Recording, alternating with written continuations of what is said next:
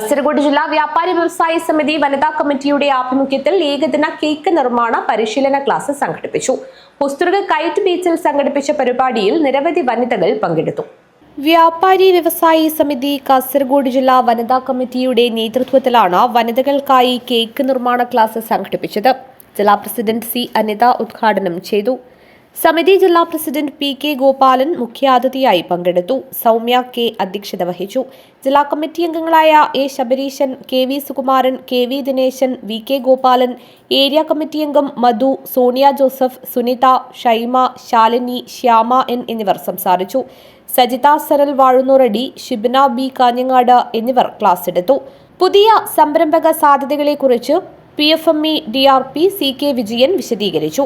ജില്ലാ സെക്രട്ടറി ലിജു അബൂബക്കർ സ്വാഗതവും ജില്ലാ കമ്മിറ്റി അംഗം രജിത നന്ദിയും പറഞ്ഞു. ക്ലാസിൽ നിരവധി വനിതകൾ പങ്കെടുത്തു. News bureau, Kanhangad.